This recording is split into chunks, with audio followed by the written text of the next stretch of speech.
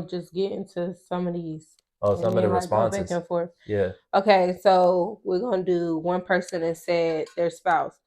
So she said, "My husband is my partner, but if all three were dying, I would save kids first." Yeah. Yeah, I think most parents would say that, or Yeah, most partners would say that they don't want their kids to live. yeah. Yeah, which is So it's just like if all of y'all were, I don't know, like on a boat, mhm. and you only had two seats on the boat, Mhm. and you had to choose who's one on the boat, and it's mom, dad, and two kids. Mhm. Who would you say? I say the kids. I would say the kids, Yeah. but that's the gold mine right there. Yeah. When you are with a partner, when you are with a significant other, Mhm. and y'all are aligned, and y'all are doing like you guys are raising your children together, Mhm. you're both going to have that same answer. Yeah. So where are you going to be put in a situation to where you truly have to choose Mhm. your spouse over your children? Yeah. Yeah. That's my whole thing. Like, what situation am I going to be put in to where I have to choose my husband's life over my children's life? Because if we are on one accord, we're both going to say our children. Mhm. Yeah. Period. Yeah. I And think. we're going to put them on the boat, and I'm diving back with them. Right. Our kids are safe. Our kids are good. Like, we've done our part. You know what I'm saying? Same thing how Jesus did for us. That's basically what a parent is doing for their child. Mhm. Yeah, I think people get it confused and they think because you say that your spouse comes before your children, that means that you are going to place your spouse's needs, um, Over your over children. your children's needs. Mm-hmm. And I don't like that's not what I'm saying at all, right? That's not what we're saying. Both needs have to be met. But what I'm saying is if you're the type of person and you agree that you should have that your spouse comes before your children, here's what we mean by that, or here's what I mean by that. When it comes to how I conduct my life, I'm going to pour more of my energy, my time into cultivating my relationship with my wife, as opposed to pouring more of my energy and time into cultivating the relationship with my children. Doesn't mean I'm not going to cultivate the relationship with my children. It's just the relationship is different with your children, right? The relationship with my children is more so discipline, it's structure, it's leadership, right? It's me giving you an example. Okay, with my spouse, it's me actually doing it, right? It's us performing, it's us doing what we need to do so we can set a good example for my children, right? It's not that it looks different. Let's just say that, right? It just looks different. We talked about that 2 episodes ago, right? So the priority looks different. They're still equally prioritized, but it just looks different. So when somebody says, "Well, how do you choosing your spouse over your children?" It's not necessarily that I'm choosing my spouse over my children. It's just that I gotta place the priority in terms of my energy and effort and what I need to do. I gotta place that more into my spouse because we're the leaders, right? And if we aren't together, right, if our stuff isn't together, then that hurts my children. Now, if I pour all of my energy and effort into my children, and then it's lacking between me and my wife, then my children are gonna look at me and look at us and be like, "Well, what's going on there?" Yeah. Right? Like, and that doesn't set a good example. Okay, so that's what I mean by, making sure that your spouse comes before your children. That's what I mean by that. Yeah. So basically the same thing. Yeah, same thing. I just had to elaborate a little bit more. Yeah. Yeah. So the next question that we have is why should you prioritize you before your spouse? Ooh. It's Do you like agree? Hold on. First of all, do you agree with that? Because that's something that I said. Do you agree with that? That you should prioritize yourself over your spouse? yeah. Okay, great. So Okay. why do you agree with that? You can't pour into I can't pour into you from an empty cup. Mm, That's it. yeah, That's really all I have to say. I can't pour into you if my cup is empty. yeah, I agree with Gonna be that. running on fumes, or what I'm giving you is not gonna be the best version of myself that I can give you because I haven't poured into myself. Yeah, yeah, I agree with that. I think that Honestly, when I first heard you say that, I was like, "You sound dumb." I didn't say you sound dumb. yeah, It yeah. was just like, "What do you mean?" Like, what do you mean But by it's that? because of how I am. I Mm-hmm. always put other people first. Like, I Right. always make sure that everybody else is straight before I make sure myself is straight. Yeah. So when you said that, I'm like, Well, maybe that apply to you. But then, like, especially like when we had our daughter, and like I'm going to tell him like, oh, I need me, like I need some me time. I need Mm-hmm. to try to like I need something to pour into me. I need to Mm-hmm. make sure that I'm taking care of myself because I realize that when I don't, I can't properly be there for you. I Yeah. can't be there for our kids. I can't be there for nobody because my Mm-hmm. cup is dry. Mm-hmm. So Yeah. yeah, I Yeah. can't fill you up from an empty cup if I don't fill myself up first. This may seem like a contradiction, but the most selfish thing you can do is be unselfish. Okay? I'm talking about with you.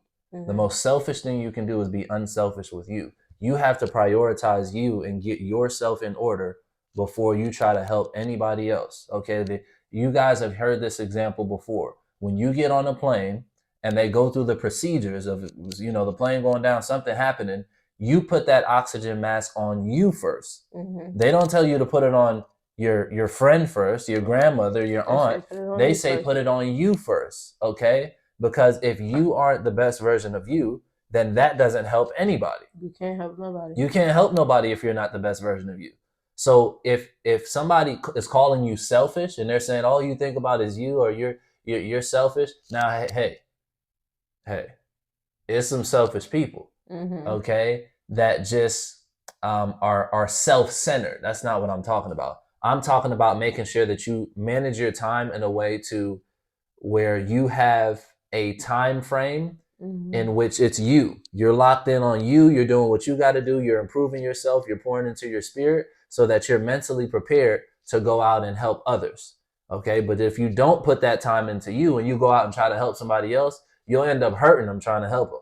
Yep. Okay. Because you ain't prepared. You don't have the right equipment. Mm-hmm. Okay. So that's good. That's my first time asking you that. If you agreed with that statement. Yeah, Yeah. actually, if I necessarily agree with it, but like just us having conversations in general, Yeah. that's been a conversation. Yeah, it has for sure. Okay, y'all. So I'm gonna go back to the responses on Instagram, and this is one that voted for your children should go first. So they said, I don't know, makes sense. They didn't ask to be here. Okay. Well, So what they do you want to elaborate on that? So they say that the children come first because they didn't ask to be here. Yeah, and that just seems to make more sense to put your child first. If that's how they feel. I don't think that makes any sense. But this is the problem where it goes into it was never intended for it to be a single mom or a single dad. Right. It's meant to have a mom and a dad. Right. Like it's supposed to be a full house unit. Mm-hmm. So when you're answering this question, you have to look at it from if you were not single, if you and your partner worked out, would you choose your children over your Oh, is she spouse? single? Yes. Oh, well, that explains it. Yes, that's what I'm saying. A lot of times it's people answering these questions from like a place of hurt. Right, right, right. She's answering that because that she's not with her spouse no Right, more. right, right. So if she would have chose her spouse over her child, then her child would have lacked. Right. Which is where I get that where they're coming from when they make that statement Yeah, or I when get they it. say that. But it's also where it's like you wouldn't have to choose your spouse in a way to where your child lacks. Right, right. You and your spouse are aligned, or that was supposed to be. You get what I'm saying? Like Yeah. like that unit was supposed to be. Yeah, yeah. Oh, I mean, I don't Okay. have. It is, it's her opinion. She feel like that. Y'all know where I stand. I don't believe that at all, and that doesn't make any sense to me. But I understand. Yeah. I guess. Somebody else said, skip all that. You, Skip all your that. spouse, and then you want to read this one. So these two is together. So read that one and then that one. It says, because without your spouse, you wouldn't have your kids, and you entered into divine covenant with your spouse before God. So this individual is saying that the spouse should come before your children, which is right along with what we're saying. And they said because you entered a divine connection with your spouse. So it's just in order, right? Yeah. And then, Do y'all understand, like, when you get married and when you like become one with your spouse, that covenant between you and your spouse is the highest covenant and commitment that you make unto God. mm-hmm. So if you do not honor, if you are not serious about the sacred covenant that you've created between you, your spouse, and God, you're automatically out of order. Mm-hmm. You're out of order. Mm-hmm. I didn't make a covenant with my children and God. Yep. I didn't.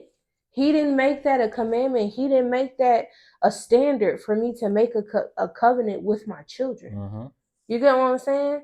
Like there, that this has to work and flow in order for us to properly pour into our children and for our children to see what God has brought together far as us. Like you and your husband are a ministry in itself. Mm-hmm. You and your partner, you and your spouse are a ministry in itself. So if this is not in order, if this is not in line, it trickles down to your children. Mm-hmm. When you sow division, when you sow separation, when your children see that, your house will not be like prosperous. Like that seed that you're planting, the seeds that you're showing them is like, oh no, I'm not settling nothing with your Noel. Know that if daddy says no and she come and asks me and I say yes, she tells on herself. Mm-hmm. Well, daddy said I couldn't have this, mommy. It literally just happened. Just happened. Facts. Daddy said I couldn't have this. Daddy said I couldn't open that. Okay, so why did you come and ask mommy? She don't have an answer. Mm-hmm.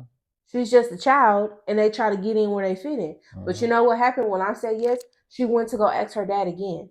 Mommy said, yes, I can have this. She's negotiating. She's a Mm-hmm. salesman, so it just comes Definitely a naturally. salesman. That's a part of her personality. Mm-hmm. But she knew not to break that. She Yeah. knew if mommy or daddy said no, then it's no. Mm-hmm. It don't have to be two no's Mm-hmm. for it to be no. If daddy Mm-hmm. said no and you asked him first and mommy said yes, then the answer is no. Yeah, but she got to go back and make sure. Yes, unless she literally, both of us, unless mommy and daddy had to come and say, yes, it's okay.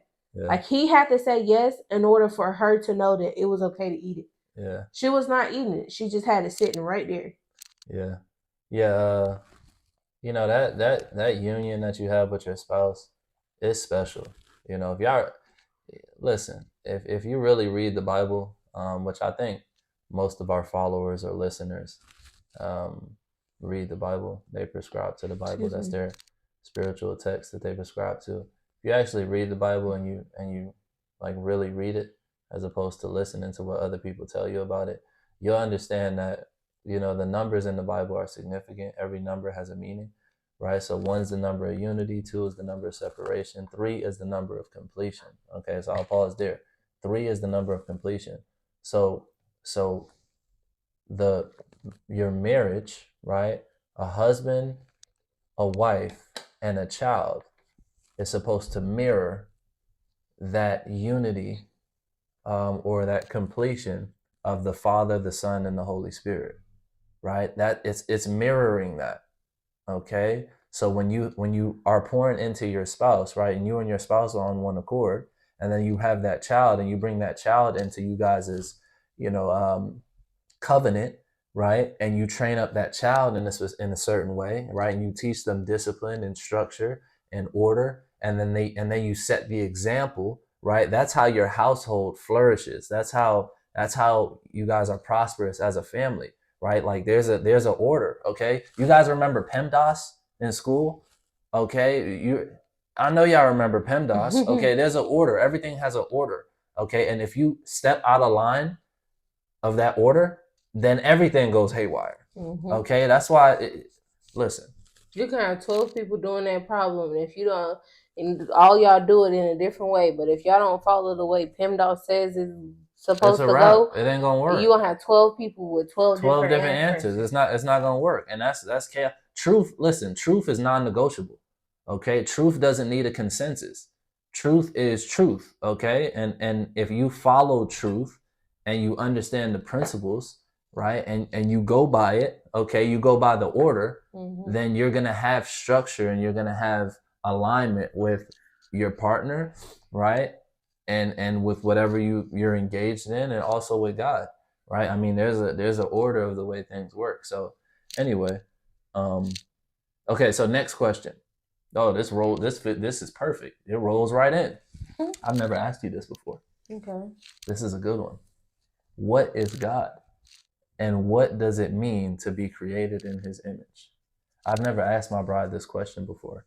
I know she believes in God, and she loves God, but I've never asked her, what is God to her? God So to let's me see. is love. God is Unconditional love. love. Okay. It's Okay. unconditional love. Okay. When you operate in unconditional love, everything else falls in line. Okay. Period. And I love it. That's what God is I love it. for me. What does it mean to be created in his image? To mirror him. Mm, So however he was, however God is, to mirror that exact thing. Gotcha. Like I'm doing a devotional. Well, this week is different, but this week, well, the new devotion I'm doing is basically with patience with your children. That's the name of the devotional. And it talks about how God, when he was tempted or when he was, being persecuted and stuff like that, he didn't act how we act. Mm-hmm. You know what I'm saying? Mm-hmm. Like he didn't lash out or operate out of love. Mm-hmm. Everything that he did was in love and patience. Mm-hmm. And with having love and patience with whatever it is, whether it's your children, your spouse, your family, whatever the situation is, you mirror the image of God. Mm-hmm. When he was persecuted, it was still unconditional love. Mm-hmm. Like it wasn't, oh, I'm gonna come back and get y'all, because he really could have. I'm just gonna keep it real. If I was up there on that cross and y'all doing all that to me, and I know who my father is, I'm be up there like, all right, when I die, I'm coming back, and y'all getting this pressure. Like y'all are about to really see that I am God. Like that's how I would want it to respond. Mm-hmm. But all he had to say was, "I forgive them, for they know not what they do." Ooh, sheesh, about to cry. Cause like what? Yeah. You to have that response and the amount of dirt that people did to you after you. This is the thing. It wasn't people that he ain't know. It was people that he didn't know. But it was people that he sat. It was people that he poured into. It was his family basically that walked with him, that traveled with him, and he knew that they were gonna betray him. Like if you knew that I was just gonna just turn out and just like slap you. You knew that I was about to slap you in 5 seconds, like hard. What would you do? I mean, I would try to avoid it. But if you couldn't avoid it, like you knew that regardless of what you was doing, like you would be frozen. I could just slap living out of you. If I can't do nothing, I guess just take it. I mean, but after you come back to your senses, what would you do? Retaliate. Retaliate with that. That's it.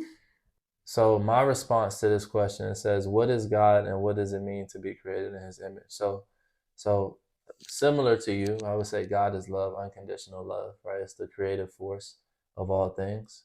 Love is the creative force of all things, right? So God is the source. And what it means to be created in God's image. Well, according to the Bible, to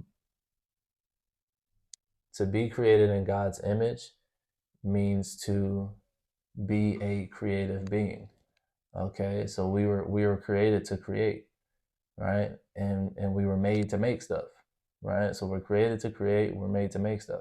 So the first thing that God says about himself in the Bible is, in the beginning God created. Right? That's the very first thing that God says about himself. So God is creative, okay? And us being created in his image means that we were put here to create, right? By using our imagination. Okay? So mind is all, okay? And what you think about, you bring about. Okay? So being a creative being, being created in God's image means you have the ability to think and to create what it is that you want to create based on your imagination. Okay, so that's what I believe it means to be created in God's image, is that you have the ability to create just like God created from nothing. I don't want to say nothing because everything is something. From the unseen to the seen. You can bring the unseen to the seen just like God. Okay, bring it from out of your imagination into this physical reality. All right, so Last question. You want to answer this one or ask this Yeah. one? How does God want you to run your household? Oh, well, we went over that. And so God wants you to run your household in order, right? With structure. Okay. So the order is God is the head, then comes the man or the husband, and then it's the wife right there, and then you have the children, right? So I mean that's the order of the household. Is God the father, then the father of the household, and then the woman, and then the children. So Basically, I mean same that's it. answer. That's it. That's it. Structure and order. That's how every household should be ran. Flow. Yeah, flow. Okay, so I'm gonna just read the other ones. The other people said. Someone said, at the end of the day, your children are the product of you and him, and it was y'all first. And when they grow up and get married, move out, etc., y'all will still be y'all, but obviously prioritize both. So this is somebody that voted that the spouse comes first. All right, family. Well, this concludes this week's episode of the Zamots podcast. So we love y'all. We appreciate y'all. Like, comment, subscribe, share, and all that good stuff. Okay. Turn your post notifications so you notify every single time we post. Yeah. Follow us on social media so you can be active with our posts too. And questions. That part. That part. We love y'all. We appreciate y'all. Love for your hearts, family. Peace and blessings. Bye. Peace.